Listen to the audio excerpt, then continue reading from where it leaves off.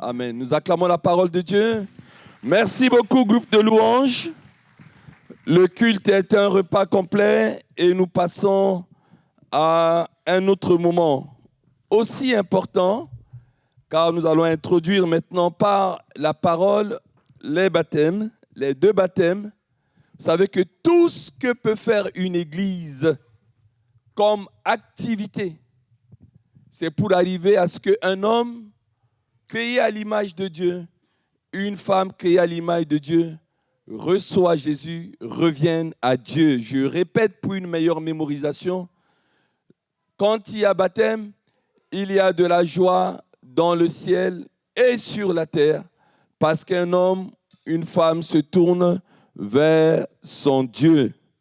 Alors, ce temps n'est pas consacré à l'enseignement en tant que tel, juste introduire, et après, nous passerons au baptême. Merci à la sœur Rovane de Manche-Claude avec sa méditation dans Genèse. Nous allons y rester. C'est parti avec Genèse 2, verset 9. Steve, Genèse 2, verset 9. C'est la création. Tout commence là. Les chapitres 1 et 2 de la Genèse pour que nous sachions d'où nous venons et où nous allons. Il est écrit que l'Éternel Dieu fit pousser du sol des arbres de toute espèce, agréables à voir et bons à manger, et l'arbre de la vie. Ça, c'est le thème, la thématique. Ça, c'est pour Kylian. Et l'arbre de la vie. Le thème d'aujourd'hui, c'est l'arbre de la vie. Au milieu du jardin, et l'arbre de la connaissance du bien et du mal. Bien-aimé, tu ne peux pas connaître l'histoire de l'humanité sans pour autant sceller définitivement dans ton esprit et dans ton cœur l'histoire des deux arbres. Dieu a créé plusieurs arbres agréables à voir et bons à manger. Mais il y a deux arbres dont la Bible fait mention. Tu es venu ce matin pour cela. Il y a l'arbre de la vie qui se trouve au milieu du jardin et en même temps au milieu du jardin se trouve l'arbre de la connaissance du bien et du mal. Il y a une expression en France, il dit alors tu te crois dans un monde de bisounours. Le monde des bisounours, c'est un monde où tout le monde est gentil, tout se passait bien, il n'y a pas de deuil, il n'y a pas de ceci, etc. Coucou, là, à partir de 2.9, c'est le monde des bisounours. Il n'y avait pas de problème. Steve, allons au verset 10, 11, 12, 13 même. Pour vous mettre l'eau à la bouche, vous allez voir que nous sommes dans le monde des bisounours. Si vous discutez avec votre collègue, votre ami, on dit c'est quoi le monde des bisounours ici? Le monde des bisounours, c'est dans Genèse chapitre 2. Alors, c'est important. Et pendant qu'il a fait les arbres, n'est-ce pas? Un fleuve sortait d'Éden. Il dit on n'est pas en enseignement. Éden, ça veut dire globalement délice. Hein? Mais dans le fond, ça veut dire steppe. Mais c'est délice. Hein? Et on voit déjà que dans le jardin de délice, c'est le monde de bisounours, n'est-ce pas? Et il n'y avait pas d'arrosoir. L'arrosage est naturel et automatique dans ce monde de bisounours-là. Il est dit, hein, un fleuve sortait d'Éden pour arroser le jardin. Alléluia. Nous venons, en tout cas nous Parisiens, difficulté de circuler, nos agriculteurs qui nous font manger sont mécontents. Et quand vous écoutez, il y a un problème d'eau pour arroser la culture, pour nous nourrir. Il n'y avait pas ce problème d'eau. Dans le monde de bisounours, hein, on n'a pas besoin de Gabriel Attal pour prendre le Premier ministre, pour prendre des décisions pour qu'il y ait l'eau, l'économie d'eau, etc. Il y avait un problème d'eau. Faire l'économie d'eau, il y a des, voilà, pour l'agriculture. Ici, eh ben, un fleuve sortait pour arroser le jardin et de là, il se divisait en 4 bras. Nous continuons verset 11. Le nom du premier est Pishon. Nous y reviendrons les vendredis en enseignement. C'est celui qui entoure tout le pays de Havila où se trouve l'or. On n'a pas besoin d'aller dans une bijouterie, faire des lèche-vitrines et dire quand est-ce que je vais gagner au loto pour porter de l'or. Quand Dieu a fait l'homme, il a fait les arbres agréables à la vue. Dans ces fleuves-là, il y avait de l'or. Tout le monde avait de l'or. Dieu m'a fait grâce de visiter une trentaine de pays en 57 ans de vie. Il y a un seul pays où je suis arrivé, j'ai vu quasiment toutes les femmes avaient de l'or.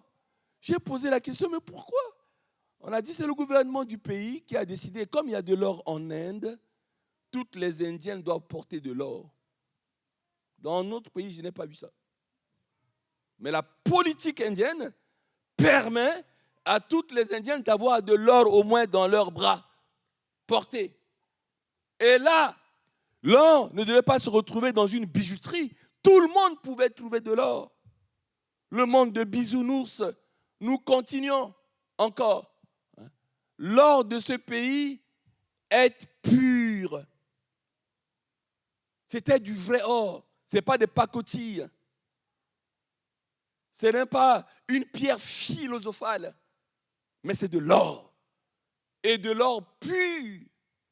Dans ce monde de bisounours, on y trouvait aussi le blédium et la pierre d'onyx. Faites les recherches. Dieu est le Dieu de l'esthétique. C'est le Dieu de la beauté. Ce n'est pas que des épicuriens qui sont pour de la beauté, mais c'est Dieu. Il aime le beau, il aime la beauté. Il a fait l'homme, il a mis dans le jardin, il y avait de l'or, il y avait l'onyx, il y avait tout, c'est le monde des bisounours. Tout allait bien. Alors, je vous ai assez mis l'eau à la bouche parce que je vais courir ce matin. Nous allons au verset 16 et 17. C'est Roban qui a commencé avec Genèse, donc vous restez dans Genèse dans vos lectures cette semaine. 16, 17, je vous dis, il y avait deux arbres qui posent, pas de problème, mais que nous devons retenir. Et il doit y avoir un ordre de Dieu. L'Éternel Dieu donna cet ordre à l'homme. L'homme, entendu, Adam et Ève en même temps. Tu pourras manger de tous les arbres du jardin, pas de souci. On continue. Mais, lorsqu'il y a mais en grand-mère française, c'est une conjonction de coordination. Ça va coordonner quelque chose. Et là, quand il y a mais, il faut faire attention. C'est notre belle langue française qui veut ça. Quelqu'un fait une affirmation, mais quand il dit mais, nos voisins disent but ou bat ou bot. Plusieurs appellations en anglais. But, bat, bot. Mais nous, c'est mais, tout simplement. Voilà. Mais, but, bat, bot. Tu ne mangeras pas de l'arbre de la connaissance du bien et du mal. Car le jour où tu en mangeras, tu mourras. Ça, c'est la prédication de dimanche dernier. L'ordre est donné. Et pendant que Adam et Ève étaient fermes dans leur obéissance à cet ordre, il n'y avait pas la mort, il n'y avait rien du tout. Satan, jaloux de l'homme, il va utiliser l'animal le plus rusé. Ça, c'est le rappel du dimanche dernier, qui s'appelle le serpent en Genèse 3, qui va venir dire à la femme, qu'est-ce que Dieu a dit réellement? Et Ève va répéter ça, et il va contredire l'ordre de Dieu en disant, vous ne mourriez pas. Et là, Ève a succombé et a entraîné son mari dedans. Je voudrais rappeler juste une chose qui est une révélation. L'arbre de vie et l'arbre de la connaissance du bien et du mal. L'arbre de la connaissance du bien et du mal, on en a assez parlé dimanche dernier, ça teste notre obéissance. Tant qu'on obéissait, on restait là-dedans. Mais il y a une mise en garde. Le jour où on désobéit, on va mourir. Mais attention, pourquoi l'homme ne mourrait pas? Parce qu'il mangeait l'arbre de vie. C'est dans cet arbre qu'il y a la vitamine, c'est l'arbre de l'éternité, l'arbre de la vie. L'homme se promène, vient, il mange cet arbre et il est éternel. Il ne connaît pas la vie, la mort, pardon. Tant qu'il mangeait cet arbre-là. Or, au moment où, suivez bien, dans l'échange malicieux entre le serpent avec Ève, il va dire à Ève, non, vous ne mourrez pas. Et à ce moment-là, Ève va se dire, tiens, mais c'est vrai finalement. Parce que l'interdiction ne porte pas sur l'arbre de la vie. Tu en mangeras, mais tu ne mangeras pas de l'arbre de la connaissance du bien et du mal. Donc, Ève a dit, bon, de toutes les manières, je vais continuer. Nous allons continuer à manger l'arbre de la vie, alors comment on va mourir? C'est ça. Parce que l'interdiction portait que sur ça, je le répète encore une fois. Mais elle a oublié les conséquences, parce qu'au moment où tu meurs, au moment où tu vas manger l'arbre de la connaissance du bien et du mal, tu n'auras plus accès à l'arbre de la vie. Ça, le serpent ne lui a pas dit. C'était le grand piège. Il dit, il y a deux âmes. Je mange de l'arbre de vie, je ne connais pas la mort. Mais Dieu dit, ne mange pas l'arbre de la connaissance du bien et du mal, tu mourras. Elle aurait pu comprendre avec son mari que si nous mangeons l'arbre de connaissance du mal, immédiatement, l'accès à l'arbre de vie devait être fermé. Je répète pour une meilleure mémorisation, il y a deux arbres, l'arbre de la vie, on mange, on reste éternellement, l'arbre de la connaissance du bien et du mal. Dieu dit, si tu manges l'arbre de la connaissance du bien et du mal, tu mourras. Ça veut dire qu'au moment où tu mangeras l'arbre de la connaissance du bien et du mal, tu n'auras plus accès à l'arbre de vie. 3,22. Alors l'homme va manger. Dieu découvre que l'homme est un peu irresponsable. Adam, pourquoi tu as mangé? Mais c'est la femme que tu as mise à côté de moi, bouc émissaire. Femme, pourquoi tu as mangé? Mais c'est le serpent. Et Dieu a dit, bon, ça ne m'empêche pas avec votre bouc émissaire de vous sanctionner. Et vous connaissez les sanctions qui sont données à Ève, les douleurs de l'enfantement, etc. Et à l'homme, on connaît la sanction. Hein. Il cultivait le jardin était béni. Et sa sanction, c'est d'aller cultiver maintenant le sol. Avant, il ne fallait pas cultiver le jardin. Il ne fallait pas cultiver la terre, il fallait cultiver dans le jardin. Là, il va aller cultiver la terre, et la terre a été maudite. C'est pour ça que vous voyez qu'il y a des engrains qu'il faut... Les problèmes des agriculteurs. Les engrains, tout ça, la fertilité du sol, etc. Et tout ça. Avant, ce n'était pas ça. Ça relève de la sanction divine, de la désobéissance, tous les problèmes que nous connaissons. Toute la terre était bien. Il ne fallait pas que l'homme aille cultiver la terre, j'en passe. Et la première conséquence de la désobéissance, c'est quoi? Il est écrit ici, après les sanctions, bien sûr. L'Éternel, Dieu, dit, voici, l'homme est devenu comme l'un de nous pour la connaissance du bien et du mal. Empêchons-le. Empêchons l'homme et la femme. Empêchons-le maintenant d'avancer sa main, de prendre de l'arbre de vie, d'en manger et de vivre éternellement. Vous avez vu? Parce que Dieu a compris que on se dépêche vite, empêchons-les. Parce qu'ils étaient dans le milieu du soir. Hein. Au moment où ils ont mangé l'arbre, ils ont découvert tout de suite leur nudité, ils en avaient honte. Le péché et la honte sont des jumeaux dizygotes. Dès que tu pêches, il y a la honte. Je répète, pour une meilleure mémorisation, il n'y a pas de péché sans honte. Dès que tu pêches, il y a la honte. C'est pour ça que quand tu vas voler, tu penses que tu es intelligent. Mais tu ne sais pas que le gardien, l'agent de sécurité t'attend après la caissière pour te mettre des menottes et on va te huer et tu auras honte. C'est ça. Quand tu es jaloux de quelqu'un, pourquoi tu caches? Pour que personne ne sait que tu es jaloux, parce que c'est honteux d'être jaloux.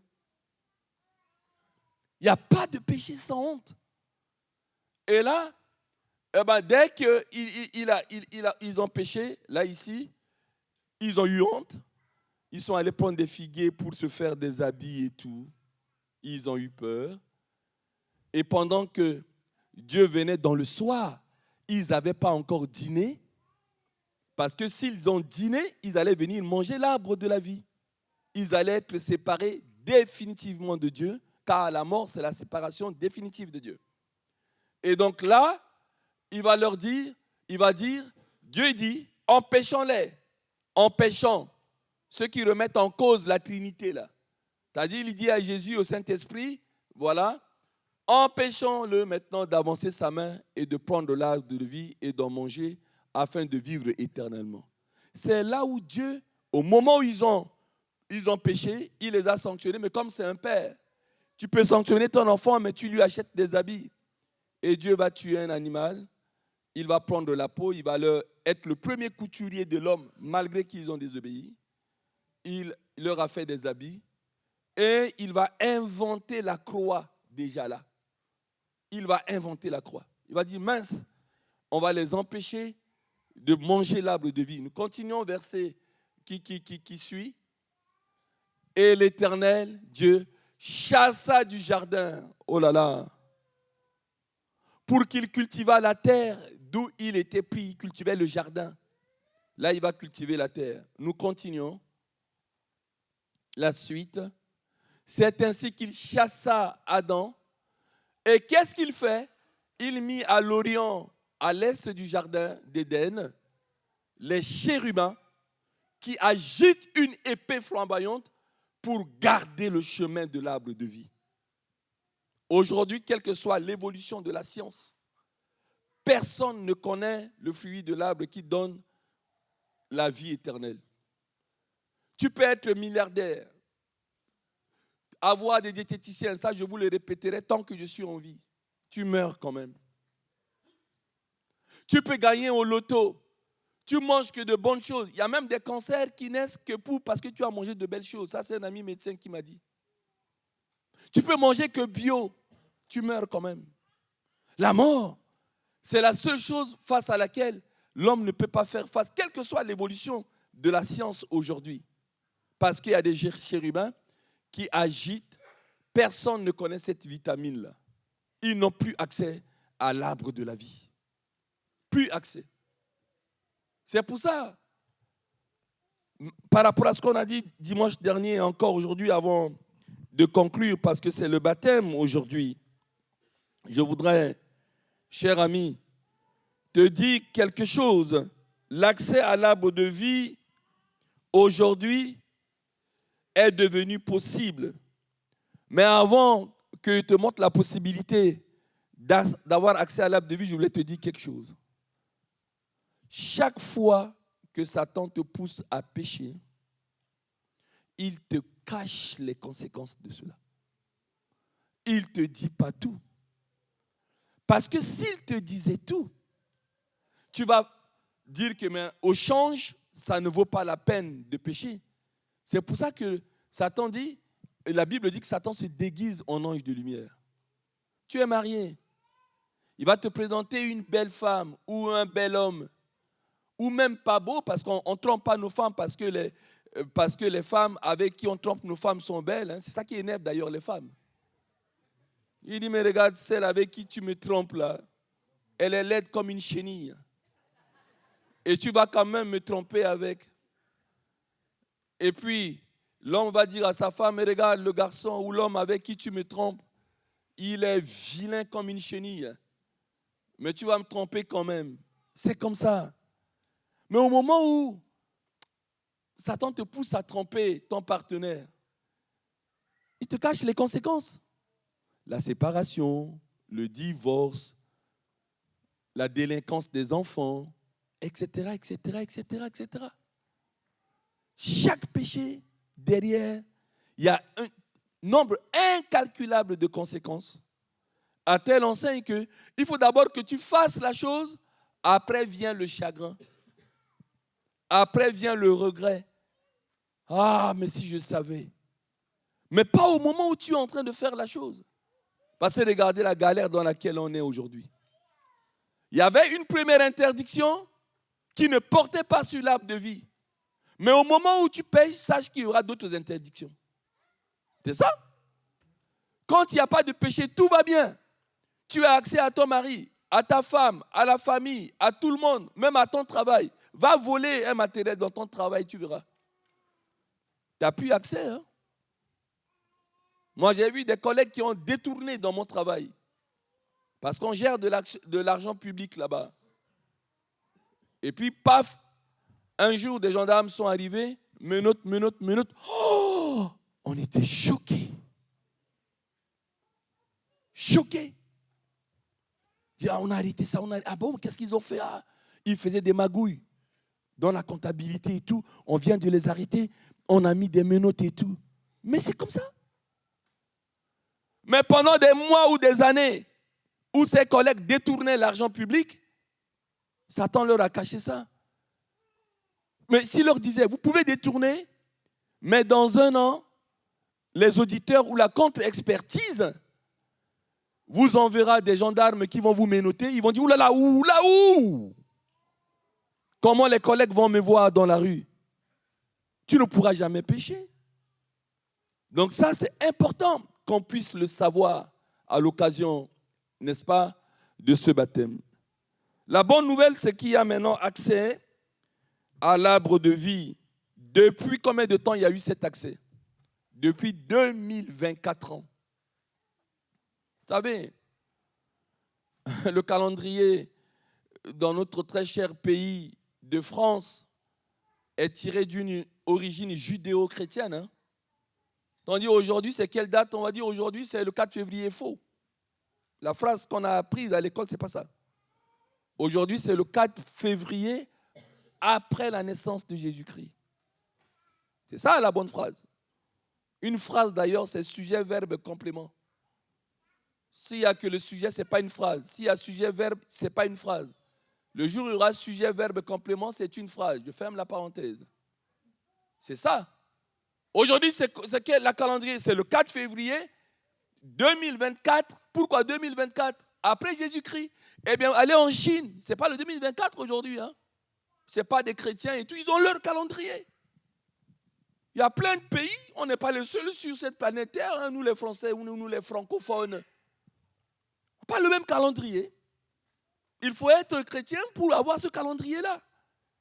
Mais il y a bien d'autres calendriers qui existent dans ce monde, qui n'ont rien à voir avec 2024. Oui, depuis 2024 ans, il y a accès à l'arbre de la vie. Tu peux maintenant être éternel. Dis amen à cela.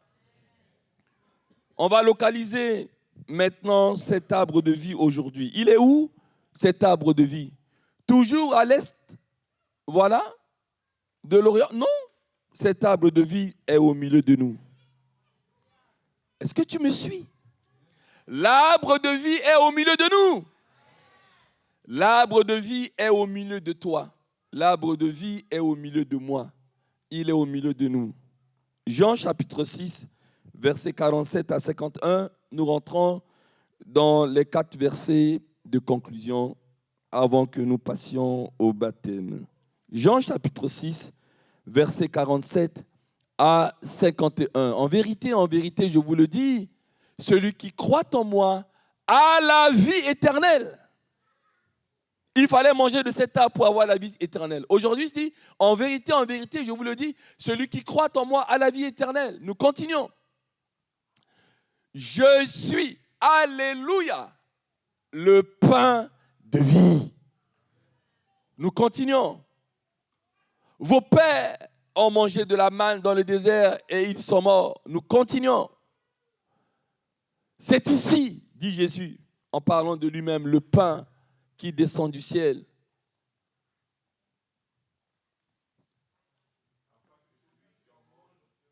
Merci, nous continuons. Je suis le pain vivant qui est descendu du ciel. Si quelqu'un mange de ce pain, coucou, on va le manger dans quelques minutes.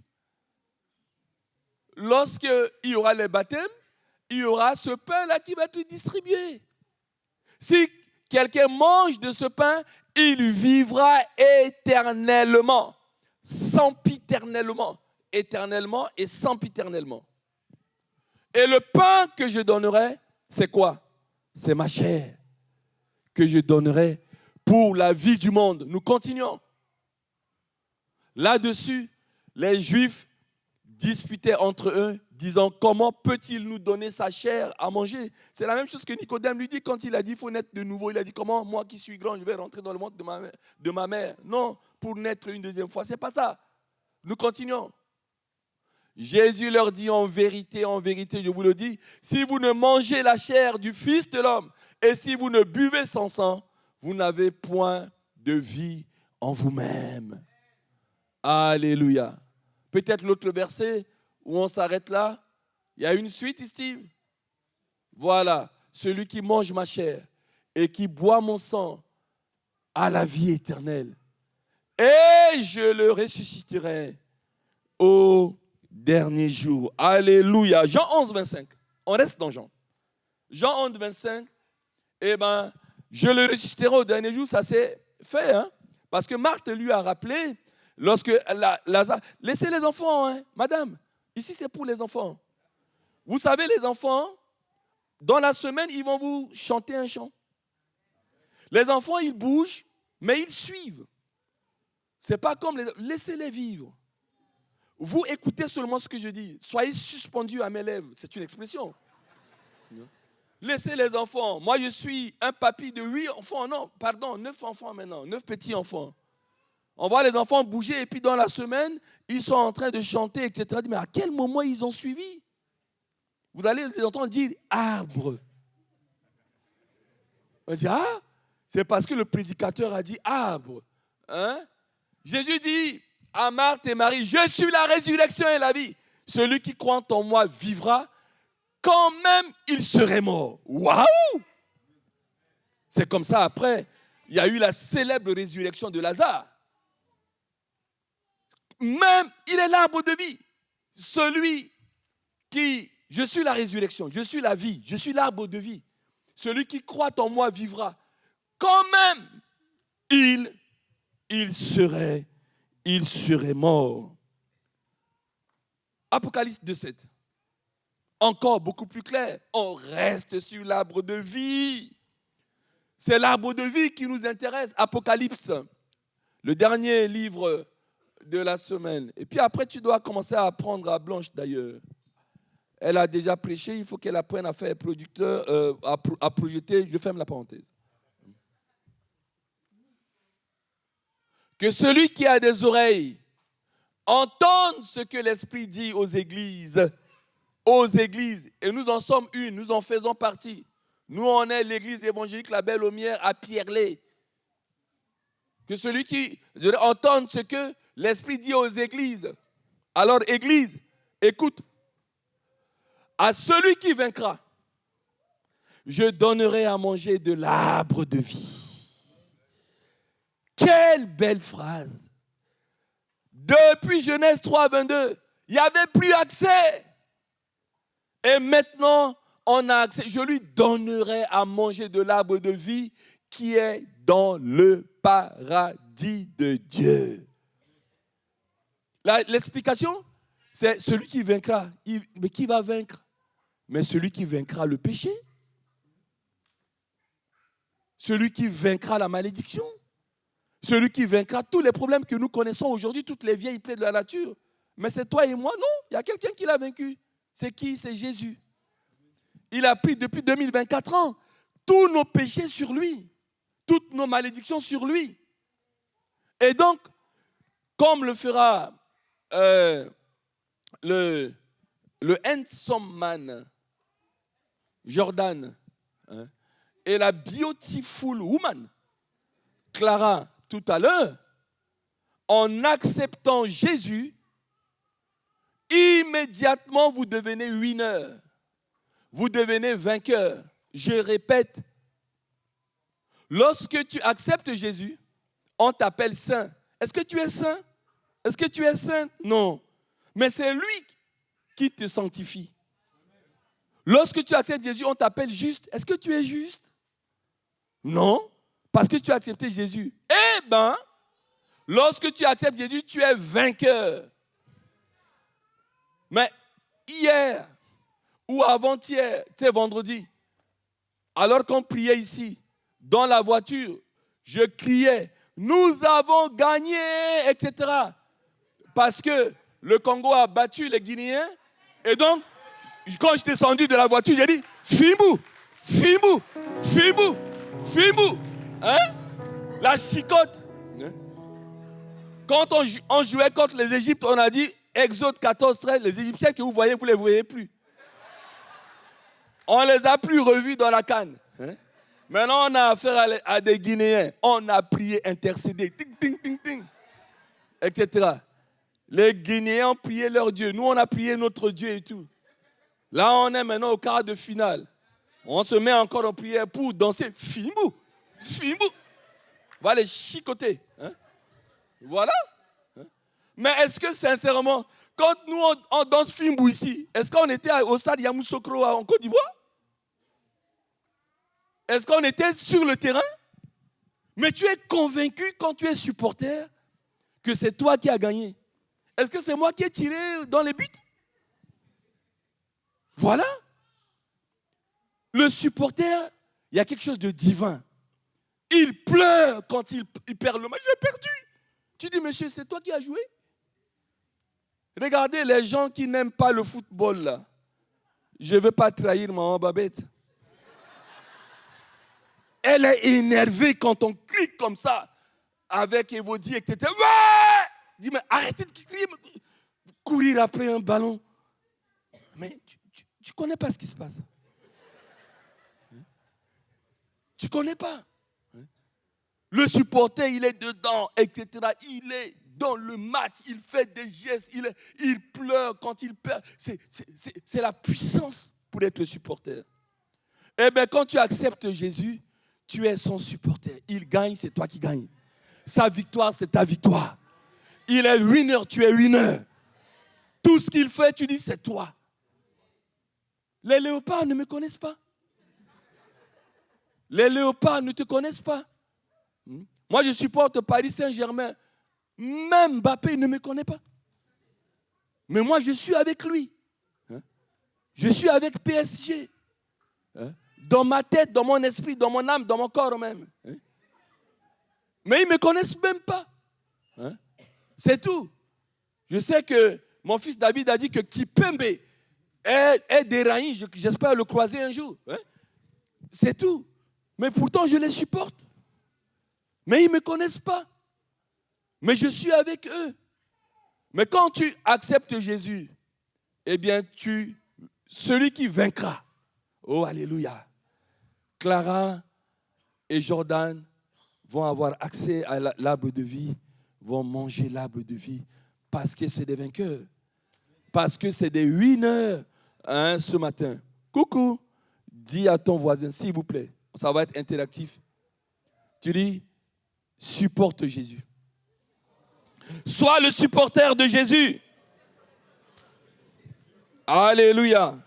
Sois le supporter de Jésus. Alléluia, alléluia, alléluia.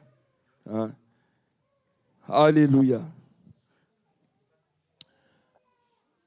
On va terminer la phrase ensemble. S'il vous plaît. Répétez après moi. Répétez cette phrase après moi à haute voix. Pour aller au paradis. Pour aller au paradis, il faut naître 2 fois. Naître dans le ventre d'une femme et naître d'eau et d'esprit. Nous le répétons, pour aller au paradis, il faut naître 2 fois. Naître du ventre d'une femme et naître d'eau et d'esprit. Avant de vous faire répéter la deuxième condition, tournez-vous vers votre voisin, dites-lui, es-tu déjà né 2 fois?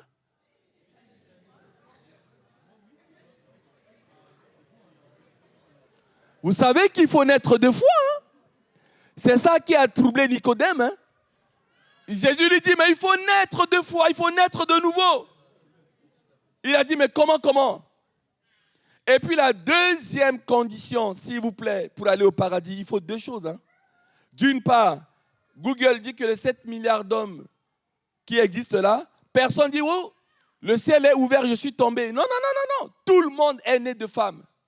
Même la femme qui a plus de problèmes, qui a mis au monde sous X et a laissé l'enfant à la puissance publique, tu es quand même né d'une femme, même si tu ne connais pas ta mère.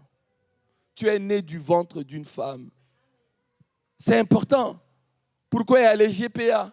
Pourquoi on loue des ventres aujourd'hui? Mais parce qu'il faut naître de ventre d'une femme, c'est tout. Pour venir sur la terre, il faut naître. Mais pour aller au ciel, il faut naître d'eau et d'esprit. La deuxième condition indispensable, irremplaçable, vous allez le répéter après moi, faites-moi confiance. Pour aller au ciel, il faut manger 2 sortes de pain. Le pain de ventre, le pain de mie, le pain de céréales, le pain de milène. Et s'y attendez pas. Parce qu'il y a maintenant, il y a des boulangeries qui nous donnent du pain et puis le soir, c'est distribué. Hein? Mais il faut aussi manger le pain de vie.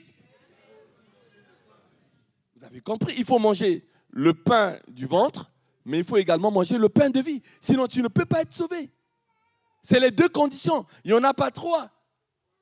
Naître de femme, c'est vrai. Naître d'eau et d'esprit. Ensuite, je mange le pain qui vient de chez le boulanger, de chez le meunier, etc. Mais tant que tu n'as pas mangé le pain de vie, eh bien, tu ne peux pas. C'est Steve hein, qui a. Celui qui ne mange pas ma chair et ne boit pas mon sang ne pourrait pas vivre éternellement. Alléluia. Alors vous avez compris que Jésus a dit, il est un baptême dont je dois être baptisé et combien il me tarde qu'il soit accompli. Et pendant que nous prendrons la Sainte Seine tout à l'heure avec eux, ils vont encore nous réchanter. C'est mon corps, prenez et mangez. C'est mon sang, prenez et buvez. Et ce baptême de Jésus, c'est le baptême à la croix. Et pendant que mes 2 amis vont nous rejoindre, hein, je vais chanter en a cappella ce chant et j'invite Clara et Jordan à me rejoindre.